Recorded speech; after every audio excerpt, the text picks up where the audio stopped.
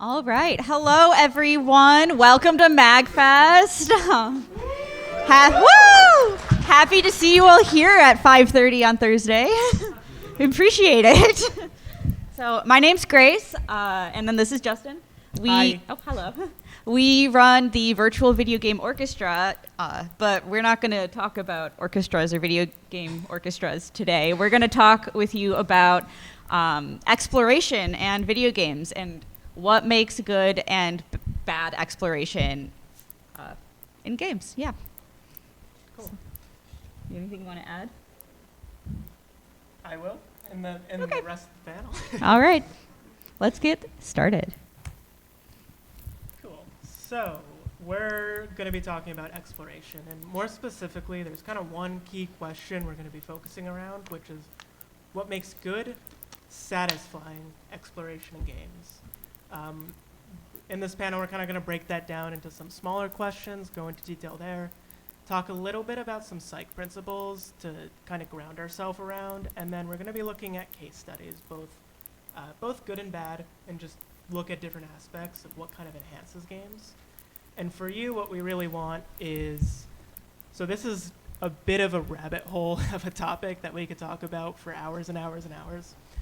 So we just want to at least give you some new perspectives to kind of think about it and maybe start to understand a little more why you actually do and don't enjoy certain things in games. Just before we move on, can you guys hear in the back all right? Everything sound good? Good? Eh? Eh? All right. Talk louder.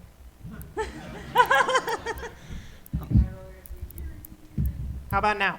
If I move that closer. Yeah. Yeah. Okay, great.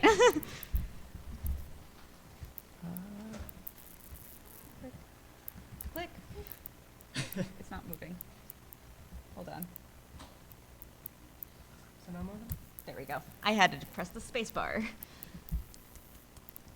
All right, so let's talk a little bit about what is exploration. So the textbook definition of exploration is the act or instance of exploring. Super informative.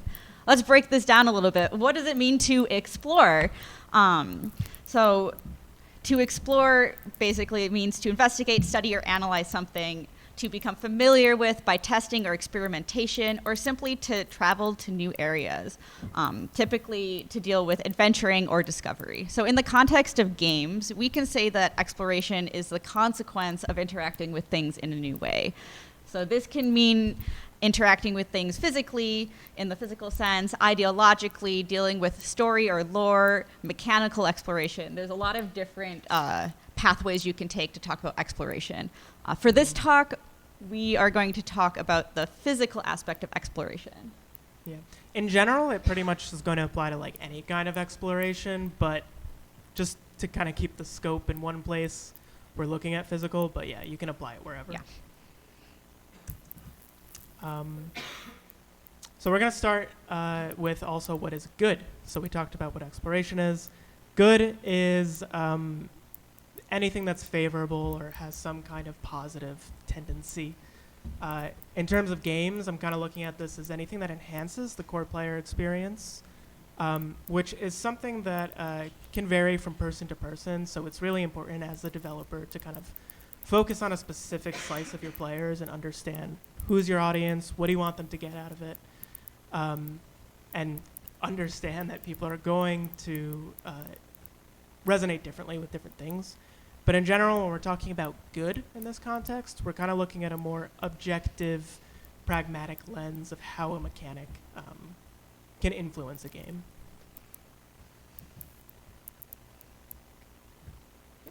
Okay. Now, we talked about good. Now, what is satisfying? It's a little bit different. So for satisfying, we're looking at a more emotional lens. So fulfilling an internal need for the player. We as people do things for two reasons. We either need something or we want something. And games are generally not a need. I mean, you might argue with me on that, but it's more of a want.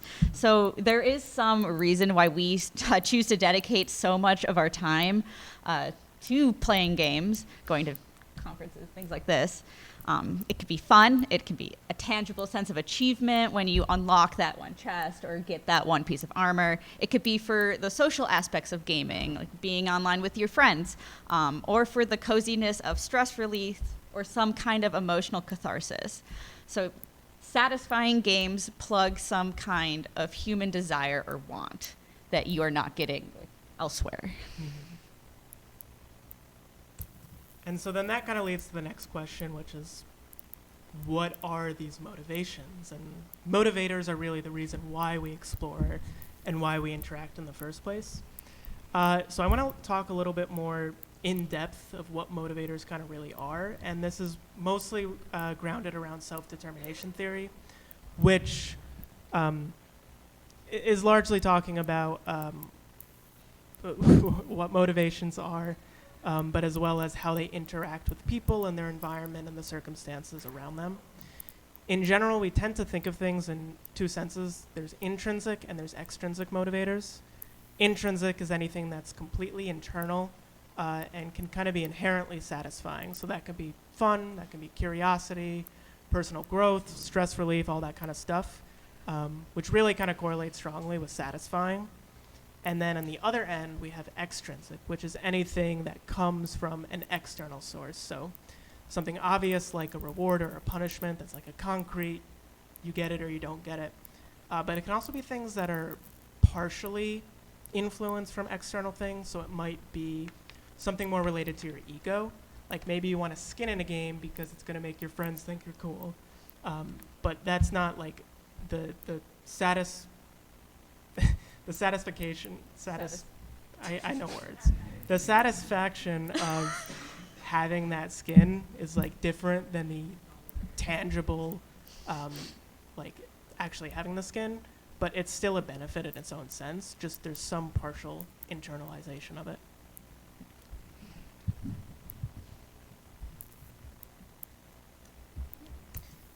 Okay.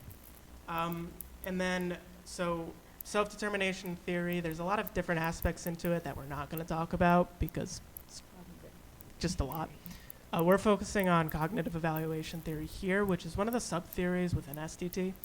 And it basically explains what different aspects are that lead to highly intrinsic motivators. It splits it into three categories. First, you have autonomy, which is just that people want to have some kind of independence and some kind of choice in the actions that they do.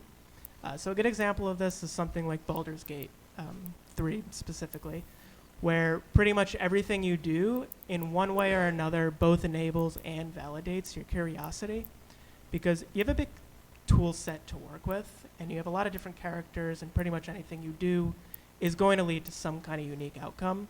So rather than kind of being pigeonholed down one of two paths, you end up getting a lot of different nuances in how you interact. The next pillar is competence, which really correlates to the need for control that we want over a situation. And typically this means that you have some kind of personal growth or some kind of mastery over something that lets you interact with an environment exactly how you want to. A good example of a game that focuses on this is Elden Ring, or any FromSoft game, where basically you just have super difficult challenge that looks impossible, you get slightly better and better, and during that interaction, you may not have the most fun, but then when you finally beat that boss, that feeling of growth is finally validated and leads to this big moment of just relief and happiness. And the last aspect is relatedness, which is the need for social kind of belonging or connectedness. This can kind of mean a lot of different things, but in general, it's like when you play a game, maybe it's a fantasy game that's totally different, and you're like, I can relate with these characters who use magic because I do in my daily life. Typically, it's because there's something kind of abstract that you're connecting with, and you can feel like if that was the reality of the world, you could be in their shoes. So you have that kind of parasocial connection with a character. But then you can also have things more physical, like in Animal Crossing. You make this world how you want it, and you think it's cute, and you want to live there. But then you also get to share it with your friends in real life and have them come to your village, and you go to theirs. So that relatedness all leads to just a very good, satisfying experience. Happy vibes. Alright. So we've talked a little bit about like psychology and how that relates to games. Let's dive into more about games themselves. Let's look at some case studies. So before we actually start talking about some different case studies with you all, I just want to reiterate that psychology is a complex social science. We are by no means experts in any way. This is just one way of approaching the concepts around motivations. And there's like a lot you can learn about by internalizing the player's psyche, which is why we want to lead with a few rule of thumbs to keep in mind. First, the more internal a motivator is, the more a player will personally care and get invested in the game. So a pickup in a game that just makes the number go up, or you like check off that like checkbox for a quest, is a lot less satisfying to most players than one that will make you engage with the game in new and interesting ways. Like in Final Fantasy VII Remake, you can get weapons that require certain materia that you customize to really give yourself that edge in that boss battle. Yeah, so rather than just being stronger, you might be like more encouraged to interact with the magic mechanics as opposed to the press A repeatedly until they die. That's my preferred way of fighting, though. I'm a button spammer. So second rule of thumb, although internal motivators are key, external motivators are still super important for guiding the player. It provides short-term or long-term goals to achieve to motivate you to keep moving forward in this game, or it encourages variety and experimentation within the rules of the game, like Baldur's Gate. And then third, every player is different. Every game is different. Every player-game interaction is very unique and different. So mechanics are rarely as simple as they seem. The developers tend to have, like the game developers tend to have stronger control over extrinsic motivators than the intrinsic ones. So some things that are external motivators are, working as intended or not working as intended, and that's pretty cut and paste and dry. But what resonates with you intrinsically may not resonate with the person sitting next to you intrinsically. So some of these things, you may not agree with, and that's just the nature of being human while playing these games. So like there's some games where they'll place quests in certain places and pickups to make you kind of go to places and kind of like see things that are there. Mario's a great example that teaches you mechanics just by the level design, and you're going to interact with it thinking that you figured it out on your own, but they're just tricking you a little bit. But it can be very high risk to try and do that with anything intrinsic. There's been plenty of games where they're like, these people are going to love the character, and that's going to drive them through the experience, and then you get the game, and players are like, no, I don't really care. I don't vibe with them. So the extrinsic stuff is really what you are going to know generally how people interact with, assuming you play test and do all that good stuff. Mm-hmm. First case study. We'll just have some soothing music in the background. Yeah. So Breath of the Wild. Who here likes Breath of the Wild? Can I get a show of hands? Everyone's hands should be up. I've never played the game, though, so. So Zelda in general is just a series that people like. You get to explore these worlds, get new abilities, see dungeons. In general, Breath of the Wild, really came out and showed a different side of what this series could be. And it focuses on the exploration in a way that the first game did, but in a very modern setting. So it doesn't really matter how you approach it. You can go to any shrine you want. You could even go to the final boss right from the beginning, assuming you're a good and or using speedrun cheats. You can move on. Okay. Yeah. So like in this sense, like it's basically Zelda but open world, which is what so many games try to capitalize on nowadays. And in this sense, it's a really unapologetically open world in that, like I said, it doesn't guide you in any way. And so the core of the game, and I think one reason why it resonated so much, is how strongly it focuses on the sense of autonomy. which is one of those pillars of intrinsic motivations. But on top of that, it uses extrinsic motivators like the spirit orbs you get from the shrines, or like new weapons you get from chests, to kind of accentuate overcoming all these challenges. I forgot Korok seeds. No one likes Korok seeds. But if you go to a big hill, and like, you know, Korok seeds not the most fun of rewards, but it is a reward. Like, you see a cool sight and you want to go see that view, you're going to get something out of it, whether you want to or not, which kind of validates some thoughts in a little way. But on top of that, in a lot of games, like, going to those sites is a little bit of a drag, but Breath of the Wild does a lot of interesting things with its movement mechanics, with the way it uses the glider, the way it has a stamina system, the way it adds jumping in a way that Zelda never has really seen before.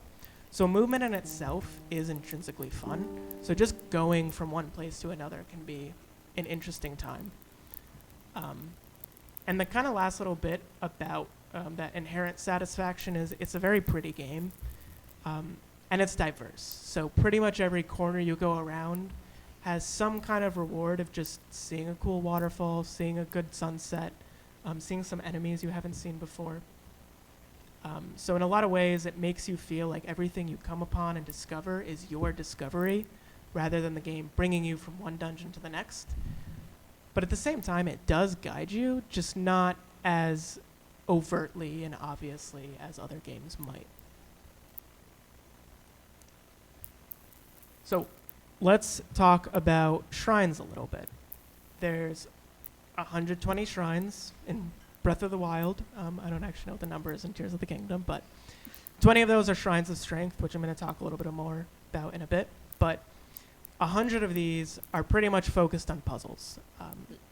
And yeah, Grace doesn't like puzzles, so she's gonna scoff on the side and pout a little bit. But puzzles are interesting because they're their own little kind of boxes isolated from the rest of the world.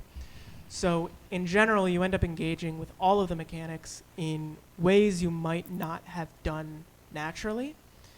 So this helps you kind of grow that sense of competence, that sense of mastery over time. On top of that, pretty much every shrine has multiple solutions, including if you really want to just kind of cheese them and use, easy bomb tactics to skip everything, you can. But the game doesn't prevent you from doing that. So if that brings you satisfaction and you have joy from doing that, go ahead, just build a bike and fly through. Well, wrong game, but same principle. Just use that for the entire game and you'll be fine. So it similar to kind of what I said about Baldur's Gate earlier, it enables and validates curiosity and creative problem solving. And the last thing about shrines I kind of want to mention is you get a reward at all of them. So again, you have an extrinsic motivation that accentuates beating it. One thing I kind of want to note about it is the rewards are pretty much all the same, which I would actually argue is a big negative to the game, because by the second half of it, I was kind of getting a little tired of seeing the same thing and being able to apply it again and again. That's very much a personal take. But at the same time, I think the game would have suffered if it wasn't, if it did have different rewards. Because then as a player, you might be like, I'm going to try and find those shrines that give me the best rewards to trivialize everything that comes after it. There's a very famous quote that's going to be in every one of these panels, I'm sure, from the game designer behind Civ, which is, given the chance, players will optimize the fun out of a game.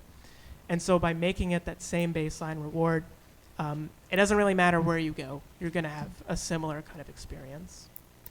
The shrines of strength are a little bit different because they are an actual test of how good you are at the game, or at least where your hearts are, what kind of weapons you have, and all of that. And so that still manages to have a nice curve, even though it is very concrete testing your competence. So I want to dig a little bit into why that still works. Yeah, go ahead. So here's a picture of shrines. That big pink cross, that's where you start in the game. The green shrines are the minor tests. Yellow ones are medium. and red are major. And so what they do is they kind of ramp up the difficulty of those shrines as you get further from the starting location. I would say most of the major ones are not even super hard towards halfway through the game. But because of the way it's spread out, if you do happen to stumble upon one early, the game can make some assumption that you've seen enough to be able to handle them. And so just by placing those in that kind of like radially outward from the starting location, it helps encourage you to just like not get too far in over your head while still giving the feeling of that you're stumbling upon everything yourself.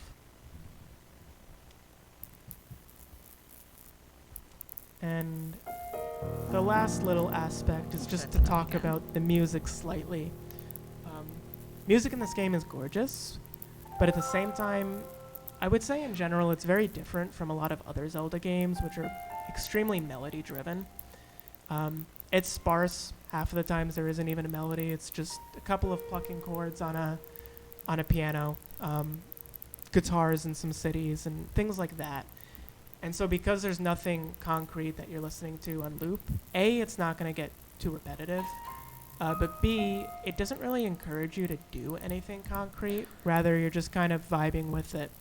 So just giving that nice, calm, cozy feeling as you explore doesn't push you too much and kind of gives a like internal drive to just do what you want. And so I always felt the need to kind of go after my own personal goals rather than following any quests or going to any specific shrine.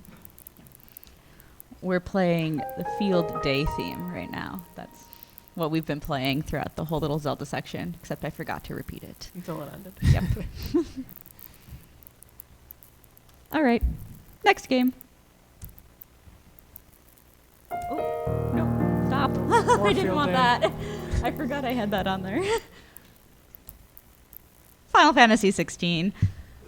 I love this game. It's great. It's a great game, but it has some pretty bad exploration, and that's what we're going to talk about now. All right, so does bad exploration equal bad game? Based on the previous slide, I say no.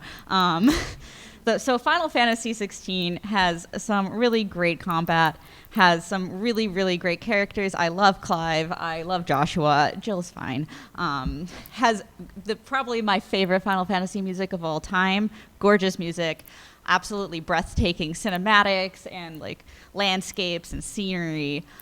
Awful exploration, really bad. So this game, it's a Final Fantasy game, so it is very narrative. It's constantly pushing you to the next story beat. But at the same time, every single world, every single like city, open area, it's built around very open, explorable areas, which very strongly contradicts the linearity of the narrative and the story they're trying to tell you. I would argue that this game would be much better if it honed in on story and embraced its linearity, like Final Fantasy X, a very classic, great game, great story, very linear, but it works for exactly what it's trying to do. Similarly to Final Fantasy 15, this game went, 15 went really deep into exploration so badly that the story just kind of got lost in the folds of driving your car around. I feel like 16 tried to kind of make up for that, where it did try to market itself as a more open world game. But it's Final Fantasy. It's going to be a very linear story, and it didn't really need this kind of open world aspect they tried to get.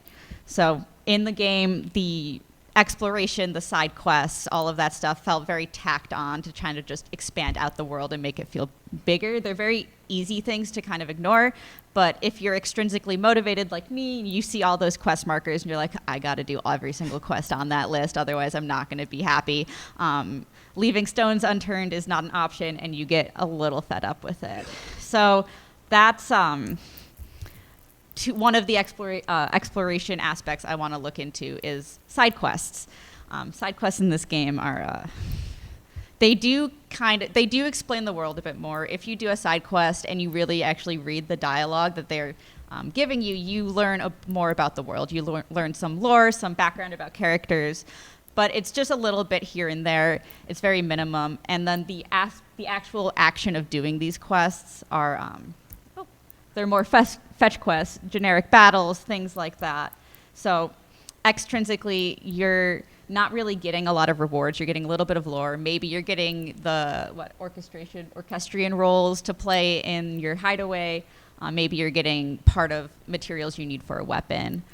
Intrinsically, yeah, you get world lore, but is it really worth it? Not, well, me, I said yes. Justin said no, so he would go into the other room while I did all of these side quests. No. He went upstairs and did something else, and this is what I did at my nights. So it does kind of handcuff you if you're someone who doesn't want to miss out on anything. But it's not very fun.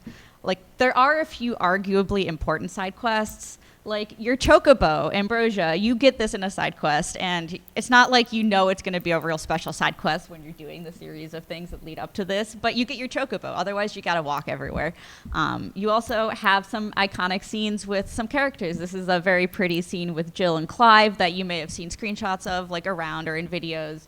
It's them having a nice little hug in the flowers. It's very touching, actually.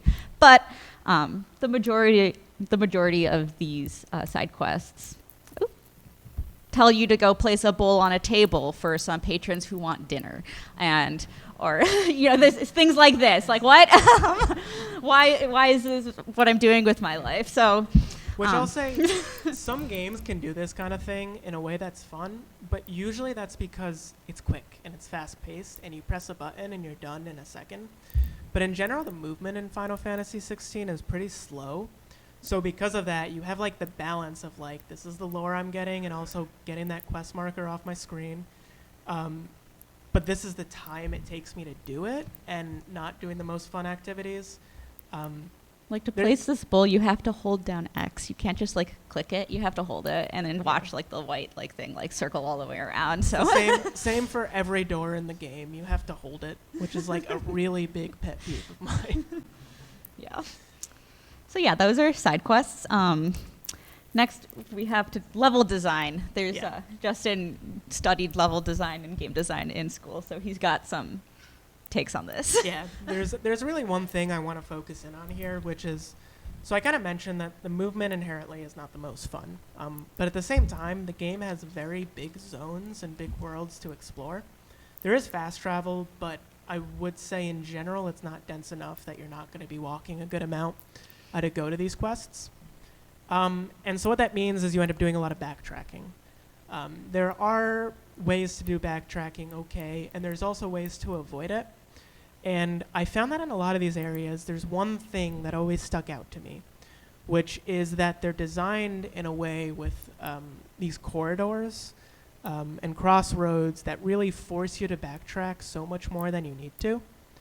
Yeah. Can I put the mouse on here. I'll try to like predict what you're about to say. All right, I'm a scoot over to this mic, and oh my God, this is so difficult. Yeah, do you want me to do this? Okay, you talk. So basically, if you look at like a little segment of the map like this, it's like right basically a here. graph. Like, if you really want to talk about math, this is graph theory, where you have a bunch of nodes and a bunch of edges. Yeah, Brandon. Yeah, let's go, Brandon. Brandon's a math teacher over there. And the problem is, it's built in a way with these odd numbers of entrances and exits that in order to visit every single edge, you're gonna be forced to go down one path and then repeat a path in order to get around. And so even if you take the most efficient path you can, you're gonna be backtracking probably at least 2 times in this example. And so again, like, you're probably gonna go down those paths hoping to see something new, and I'm going to, because otherwise I'm gonna be thinking about it the entire time. But then I don't see anything. Maybe I get a pickup that's randomly generated. Maybe oh boy, we'll talk about fight that an next. enemy. But in general, it ends up being a waste of time, and I'm like, I know it's gonna be a waste of time, but I can't not. And so I find that this level design is just constantly fighting against the player and slowing down the flow, making those important story beats hit less, and yeah, just over the course of a 60-hour game, this frustrated me to death. Yeah. Lastly, I want to talk about pickups. I have a nice little video to show you. I took this on Tuesday. That's what I got. Yeah. Oh my God. You know how many times I was like going through these worlds, these these open world areas, and they have all of these glittering pillars of blue that are like, there's something here, come over here, come pick this up. So you go off the path and you have to fight things, and you get to there, and that's what you get. You get 2 gil, you get 5 gil, you get a valley matter or whatever it is that you have 500 of in your inventory already and you don't use. So the pickups in this game are very annoying, very in your face. And so, of course, you're going to keep going, and you never are rewarded. You're at most picking up pennies. So they just really slow you down. They break up the flow of your gameplay. They make you angry. So putting 2 gil in perspective, the first purchasable sword in the game is worth 500 gil. By the time you hit the end game area, they're around 5,000 gil, give or take, and require a bunch of other stuff. But I took that video in like the end game of the game, and I still was getting 2 gil. So it doesn't scale. Like, the rewards you get from these pickups don't scale with your level, don't scale with your progress in the game. They're all very the same and very randomly generated, and there's a lot of them. So it's just not good use of my time, and it doesn't make me feel fulfilled. It doesn't give me anything that brings me joy. It just kind of But it's also shiny. adds to my stress. So if it's shiny, you're going to pick it up. Yeah, it's very shiny. They're very visible. You can see them, and you're like, shiny. So it's very effective in making you go there, but it doesn't really reward you for going there. All right, so let's talk about what's bad. Let's stop talking about what's bad about it and talk more about the music. Similar to Zelda, all of their like town themes, all of their non-story themes are like their open world themes are very, very, very calming, very soothing, very chill. Like, this is the Martha's Rest town theme, and I think this might play like in that other area, like the field area around it. It's just like a lot of like strumming guitar. You're just like walking around the field, seeing some chocobos, or it's very ambient, like twinkly, like piano music. So that's a similarity between these two games that have exploration that we can see is that the field music is very light. It's heavy enough to be a little motivation to like enjoy being there, but not too intense that it doesn't discourage you or distract you from what you're looking at on the screen. Whereas the story beat music and the character music and the battle music are epic and awesome and probably the best music I've ever heard in my life, so you should go listen to it. Might be a bold take, but I think that Soken is my new favorite Final Fantasy composer, just with the breadth of like genres and like orchestration techniques that he's able to use.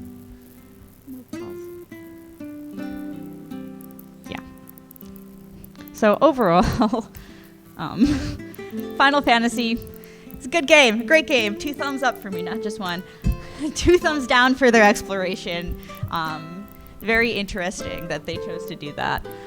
But also, this is just reinforcing that bad exploration, while we like harped on it to death for the last like however many minutes, does not equal a bad game. This game like made me cry, made me laugh. I was just like jaw dropped in a lot of moments. Like, it was wonderful. I highly recommend playing it. Like, they usually correlate because exploration is such a big aspect of games, but good exploration isn't necessarily bad. Bad exploration doesn't necessarily mean good, and all those combinations. Yeah. Every game is unique. Okay, that's enough about Final Fantasy. I'll stop. Hollow Knight. Cool. So, in this next section, we're going to talk about Metroidvanias a bit, and specifically, we're going to talk about the psych concept called the Zeigarnik effect, which is interesting, and I think one of the big reasons why this genre is so successful at what it does. So, we kind of mentioned those 3 pillars of intrinsic motivations and what like we really are always going after, the funny thing is, Metroidvanias very actively fight against your sense of autonomy and your sense of competence just by the design of what they are. So pretty much whenever any of the game starts, you have a very, very linear path to go down where eventually you get an ability that will open some things up. But it makes you feel weak. It makes you feel like there's a lot in the world that you can't see. But over time, that starts to open up. So it creates this gameplay loop where those intrinsic needs are just constantly going up throughout the game, rather than something that's a little bit more like flat, like Breath of the Wild, that gives you it from the start and lets you have a similar experience. Metroidvanias are constantly changing. So in terms of autonomy, you're always unlocking some kind of gate to increase your freedom, which can be an ability to reach a new ledge, blow up a wall. Sometimes it's literally a key.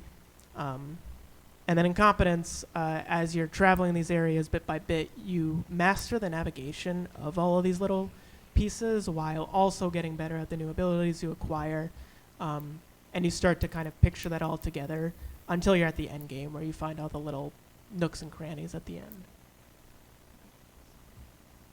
And then in terms of relatedness, we'll talk about this a little more, but it's something that they don't usually wear on their sleeve because they're always very vague. Like, you're not connecting with the character because you get a story, but you're connecting with some sense of curiosity of, like, why am I here? What am I even doing? And slowly you start to understand where everything actually sits and why it does. Yeah. So, oopsies, changing stuff. So, backtracking is very much a big piece of what makes Metroidvanias. They do it well, not Final Fantasy. Yeah, did you really like playing that one area in the beginning of the game? Why not play it again now that you're done with it? So they never really let you 100% things as soon as you're in there, but they'll show you all those things that you can't do and make you want to come back, and they'll make you sit on it. Anecdotally, a lot of times this is one of the biggest complaints for people who don't like the genre because they just want to continue. They want to keep seeing new things and see that progression come to the end of the game. Yeah, this is a little... these pictures are from Crosscode, one of my favorite games ever. It was fine. It's in the first area. You see this gold chest that needs something. It's not even really clear if it's a key. And there's an NPC who's just like, oh yeah, you could get this later. Don't worry about it. And I'm like, no, I'm going to worry about it. You can't tell me what to do. And you really don't get this until like the end of the game. And so the whole time you're just like... I struggled so much with like this stuff. In a dungeon, you're fighting with a boss, and you're just like, man, what's in that gold chest? Why won't they give it to me yet? I had I just finished playing this game, and like they do this a lot where you can only get certain chests after certain like points. And so I remember I got all the other chests in the area. We got to that gold chest. I'm like, I need to mark this down. I need to remember this. And every time like I advanced a new area, I went back and I was like trying to unlock all the chests that I couldn't get. And it was like the only reason I kept playing this game was because I needed to open these chests. So yeah, it makes you think about it. I mentioned we're going to talk about the Zygarnik effect. We'll talk about that in a bit. But yeah, this is just something that's just going to be sitting there incomplete on your task list until it's finally not. Cool. And I mentioned this a little bit too. For the record, Ori and Hollow Knight, those are two of my favorite games of all time. I think in a lot of ways they have very similar gameplay loops where you basically have these clear, overarching, extrinsic goals that you need to do. In Ori, you got to get to the 4 spirit gates that are like in the far corners of the map that you don't think you'll ever be able to get to. In Hollow Knight, at some point, pretty early on, it's similar where you get the 3 watchers put on your map in a big dark area that still you haven't seen yet. But they're very clear goals that you need to do, but at the same time, you don't know exactly the history of those areas that you're going to. So the story is very sparse. And I think this is really interesting of setting up contrast that builds curiosity because you know exactly what you want to do, but not why. And so you're always going to be questioning, Like, what is that ability? Like, I need to be able to get closer, and you have all these extrinsic pulls, but you don't really know why. So while you're kind of walking around, having curiosity and things to think about can make a lot of those flatter moments still have something interesting that's just happening internally that you're living with, that you're wondering what's there, you're wondering how am I going to get there, when am I going to get there. Yeah, and that's really what pushes you forward in all of those moments in between. Like, in contrast, Final Fantasy 16, the quests you're doing are pretty straightforward and you know what you're doing, so when you're like walking slowly to go mark that off your list, you're just walking slowly. There's nothing really to like contemplate on. Yeah. And now to talk about the Zeigarnik effect and how this all kind of fits into that. It's basically a theory that was posited in the 1920s, which is that people tend to remember unfinished or interrupted tasks much better than completed ones. So it gives you a little bit of information, it lets you know it's there, but it never actually lets you like finish it and mark it off. So what that does is it helps you engage with the game internally and ask those questions about how do I get there, when will I get there? And so you always have something that you want to fulfill. Even if it could be a little frustrating in the moment, it just helps us engage and have a deeper kind of interpersonal connection with the game and live with the game. And it feels all that much better when you finally open that gold chest. Feels so good.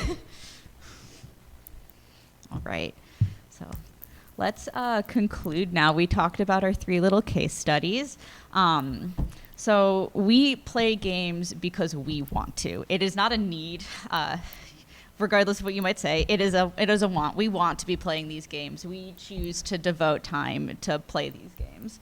And so that comes from within us, for better or for worse.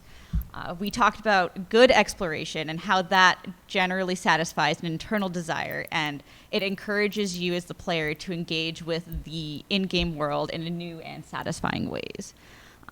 We talked about with Final Fantasy, good exploration does not necessarily mean good game. Bad exploration does not mean bad game. They certainly can correlate, but it's only one aspect of a much more complicated picture. But again, all players are unique, so your experience can help shape these in ways that you can't necessarily put on paper compared to other people. And then we talked about motivation. Intrinsic motivations are key to enjoyment and engagement, but extrinsic motivations and regulators can help enhance these feelings and guide you along on your journey and help you feel the things they want you to be feeling. So thank you all. This is my Animal Crossing village that I found a screenshot on Justin's Switch. So I thought that was very fitting. Which you completely pressed by accident. I did not take any screenshots screenshots in that game. The 6 accidental screenshots on there. Yeah. So they say thank you all. I say thank you all.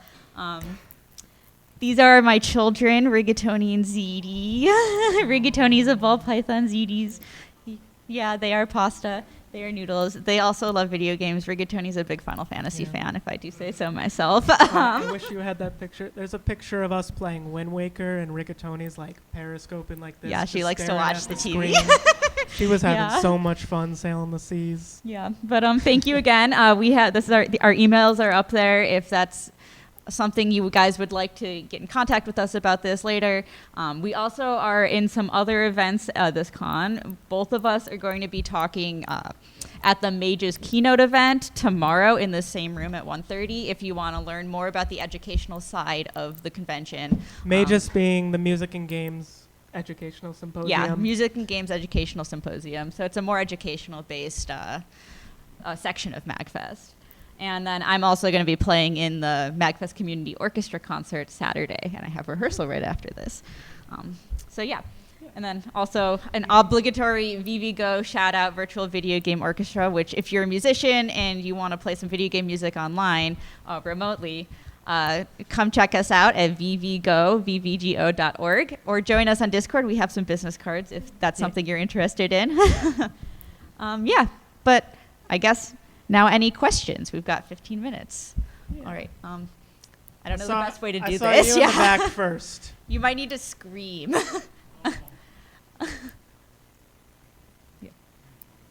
Yeah, if you Yeah. want to come up or scream, either or. Yeah, I think I can hear you pretty well from the back, just based on like. Apologies in advance if you addressed this and I missed it, but building on the idea of the potential obstacles you see in Metroidvanias and some of the themes, was wondering what thoughts you have on sort of softer obstacles you see in games like Xenoblade, where you can't go to particular areas of the map, they aren't completely locked off, but there is something in there that would discourage people from doing so, like you might be level 30 and an area of the map is level 70 enemies. Ah. There's a way to come back and Okay. see it there or trace through. Repeat the question. Yeah, so the question is basically, just to make sure everyone hears, about softer gates, like high difficulty enemies in an area that might not be that level. So one thing we kind of mentioned earlier is no two players are going to be the same. And a lot of this talk, we were talking about the importance of intrinsic motivators, and what motivates one person might not be the same as the other. And so I think there's a lot of value in having things like soft gates where certain players who really want to go for those like more difficult challenges can, while casual players aren't going to miss out too much by not, doing a masochist challenge that's going to take way too long. So having a variety so that way different types of players can engage with it, I think is important. But I do think it can also lead to like a scope issue if you're like more of an indie studio, that adding a lot of variety and being able to balance that in a nice way is just going to be more difficult and time consuming. So I think there's always a payoff, but in general, I think it's a nice thing to have. Any thoughts? Not really. Yeah. My gaming experience is a little more limited than Justin's, so. There's also like one other thing that I think is an interesting thing to always look up.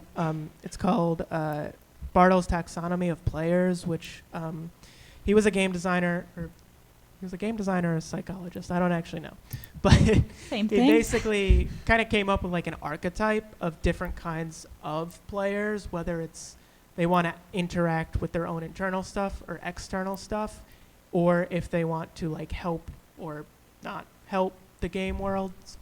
And so he basically like gave a little bit of some kind of framework to think about the different kinds of players, to see who you're targeting and if you have opportunities to kind of reach out to a broader player base. So it's an interesting thing to look up. I saw you next. Okay, well, Yeah. you can pick the questions. So it kind of got me thinking. You mentioned like a lot of the games coming out now are aiming for high fidelity graphics. Oh. They create these beautiful, like somebody mentioned Xenoblade, and Mhm. that's like they just take. Like I remember when I was playing Final Fantasy IX, there was constantly stuff to explore on the world map and the zones, and yet it did have a linear story path. Mhm. But there was a lot of times, especially I would call it the 2/3 of the game. It's now the world is open. You've got an airship. You can go wherever. Yeah. And that's when there's like all that exploration really kicks in, where those nooks and crannies suddenly it's like you're double backing, but it's like, oh, you get this really cool thing. Like think about the original Final Fantasy VII. You Yeah. see Zach's backstory if you went down a really Oh, yeah. Or like the flying car in 15 that you never use. What? Xenoblade, beautiful world, but it wastes your time so much. And I couldn't finish Xenoblade 3, and I loved the first two, but it was like I can't do another 100 hours of this. Yeah. Yeah. Yeah, I feel like some I've of been that avoiding lost starting the- that game. These games that spend so much of their budget on making it look pretty, but the game's kind of Like I remember Chrono Trigger, the dungeons weren't that long, but you got so much bang for your time. They're Mhm. Like half an hour, I cleared the dungeon, and I got like major story bits. Mhm. I mean, I just kind of got me thinking about like. You also have a lot of thoughts on this too. Yeah. Yeah. This could be a rabbit hole for sure. Justin certainly has thoughts about the AAA Yeah. game industry. Yeah, I mean, I think there's like a couple of, I don't necessarily want to exactly call them problems, but there's things that are changing in the game industry, and two of the biggest ones are just cost to develop games is, okay, that I'm going to say is a bad thing. Like the big games are just spending way too much money, and then like you have a great game, like Prince of Persia, the new one comes to mind, did great with players, great with reviews, and they're like, nah, I didn't make much money, and it's like, yeah, because you spent way too much making it. Yeah. So like that's a problem, but there's also like just the saturation of lots of games coming in, which is also good because indies are able to create things bigger and better. And so I think because of that, a lot of games are trying to play it safe, and making something that looks really pretty is good for marketing. But I think a lot of games just don't have like the actual core gameplay or story to back up what they're trying to be, and yeah, I think They that's can't an have it both ways sometimes. Though in a lot of good games, I do think having a lot of stuff at the end is nice, just as a, I don't want to leave this world just yet, and so it kind of drags on, but it lets the players live with it as long as they want to, so. I think there's also probably like a scoping issue, even with like, you know, Final Fantasy 15 like suffered from this, where they tried to make this really big world with all of these different kinds of dungeons that you don't need to do and stuff like that. But then everything else suffered drastically because of it. And 16, I think, took the opposite approach, where they wanted to have the big world, but they didn't populate it well enough. So it's just pretty and then empty. Minus the 2-hour jump puzzle in Final Fantasy 15, which is not a platformer, but tries to be a platformer. What jump puzzle? Yeah. Yeah. Yeah. Yeah. Okay. That's my point. Okay. You in the back with, yeah, with the hat. Yeah. Well, speaking of fidelity in games, do you think there's credence to the idea of like maybe the benefits of a level of abstraction where hyper-realistic or more realistic graphic games, players are coming in with an expectation that's more closely aligned with like the real world and how it looks and how it feels versus like a level of abstraction letting you fill in the blanks a little bit and maybe not carrying those expectations. Do you think, what are your thoughts about that and how it may or may not tie into exploration and the expectations that players bring into that? Yeah, I mean, I definitely think that that is a factor. Like, if you look at something, what's a good example?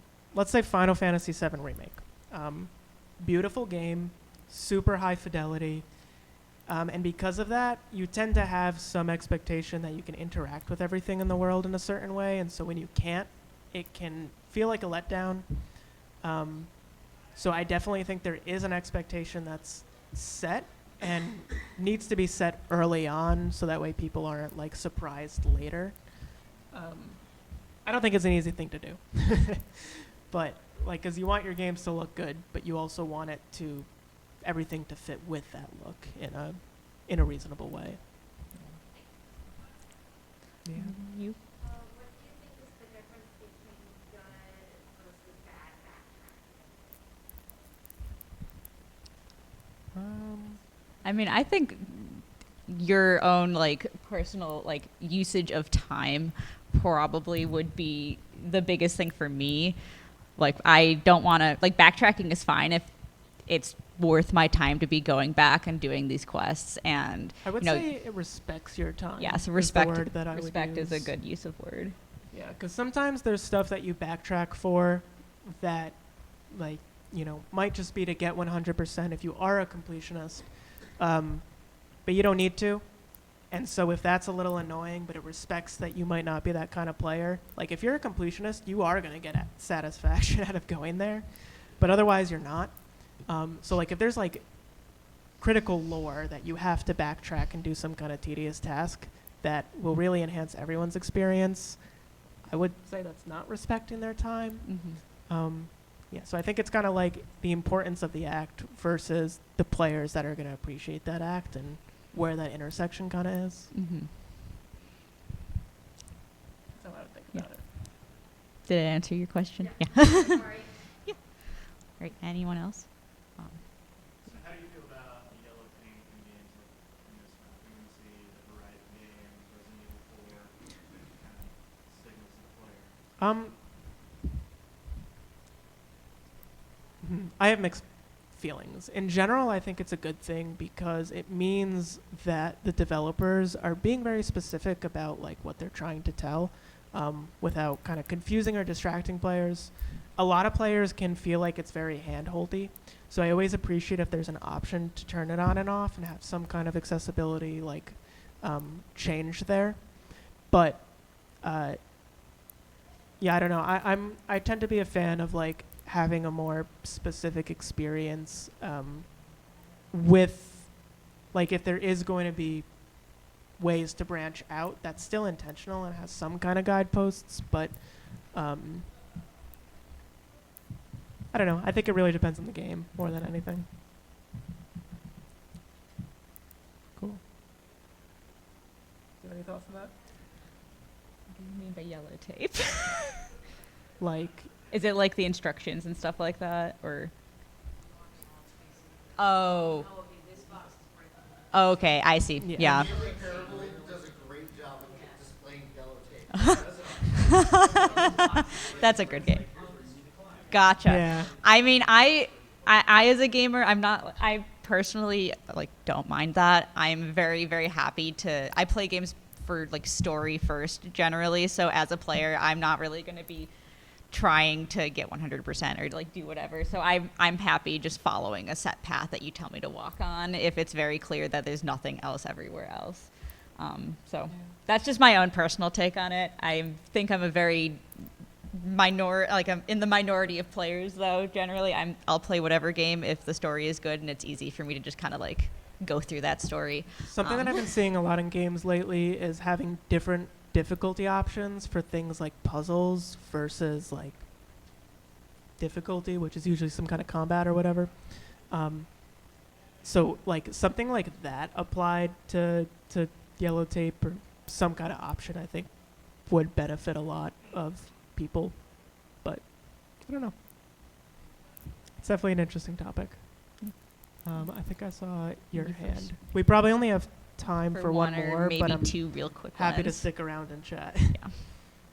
So there's a handful of games out there that will give you literal experience points for things like exploring different corners of the map. Yeah. I know that that is a bit of a divisive mechanic with some people. Do you have any particularly strong opinions like that? I mean, like Final Fantasy 14 does that a lot. That's like the first thing that comes to mind. Another Final Fantasy example, like you see another corner of the map and you get X amount of experience points. But I think for things like that, I don't really think it's necessary, especially when, games that do that, or at least this is only for like at least Final Fantasy 14 if you have other examples that you want to harp on after. Like you already level up so much and get experience all over the place that it doesn't even register as experience. It's more of, I just want this map to be complete and I get the little achievement at the bottom kind of thing. So I don't think it's really necessary. I think it's much more satisfying to get experience points from completing quests or like fighting enemies instead of just like walking, Like I don't think it's very satisfying or something I would particularly end up paying attention to unless I'm like active in gaining those like rewards. For me, I think it largely depends on what experience points mean in the game and primarily like what the skill system is. Like if there's a skill tree that you can kind of choose different things, and as you level up, you can slowly kind of change your gameplay, change like how you're interacting with the world. I think that leaves some agency that's a little bit more interesting if it just makes a number go up. I don't think experience does a lot. Like, if you've ever played Chained Echoes, have not. You have. So Chained Echoes, it does this interesting thing where it basically gives you level ups at like certain points in the story, but is also very much a JRPG. And I think that made the skill progression, which for the record, I don't think it does the best job as a skill progression leveling system. But as a mechanic, it's interesting because it can kind of control the experience to make challenges where there should be a challenge. And so it's a tool that could be used by a developer. But yeah, I think what experience really means and what abilities it can give is really what matters more than anything. Very what? Chrono Cross did that too. Yeah. Tabletop. When it's so powerful, so you pop the next boss. Yeah. I didn't play cross, but I like the music. Yeah. Okay. Yeah. Well, we're at 6:30, Yeah, I don't know so if we have to be out of here at 30. is there or- another panel starting exactly like right after us? No, you got like a half hour. Okay. Okay. Cool. Then yeah, let's take another. Yeah. I'm gonna go through the Final Fantasy thing. Do you think it's better to have your shiny thing and get your 2 gil that you need in 16 to maybe buy No. 50th of the sword, or to backtrack to a random area in 15 for the shiny thing for a pepper that sells for 2 gil, but when you stop in hand, Ignis puts you in 2 gil? I think Is that rewarding enough? I think the 15 example you gave me would resonate more with me because you have like his cookbook, and so there's different things you can unlock, a different menu item, and like getting those achievements of like, oh, I see that there's like 5 recipes and a blank, and then another 3 recipes and another blank. I want to fill in all of those gaps, get everything on that list. So backtracking in my car where I can listen to some old Final Fantasy music playing through the speakers of the car. I just wish obviously. he had like at least one other voice line. Then I've come up with a new recipe. Yeah. Because that almost discourages me. I don't want to keep hearing Yeah. that every time. Yeah. Nice thing about 15 though is you stand in the same spot for like 5 minutes and Wanderlust starts, and it's one of the best tracks in the game. I don't think I've ever stood in one spot for long enough for that to happen. You got more actually. patience than us. Somewhere, do something else for 5 minutes. No, it's really pretty. Okay. Yeah. All right. Well, I'm gonna like turn off the start Yeah. cleaning up, but like definitely we'll be here to like chat. Justin's not doing anything the rest of the night, so feel free to bother him. I've got a Thank you all rehearsal for soon. coming. Thank you. Yes.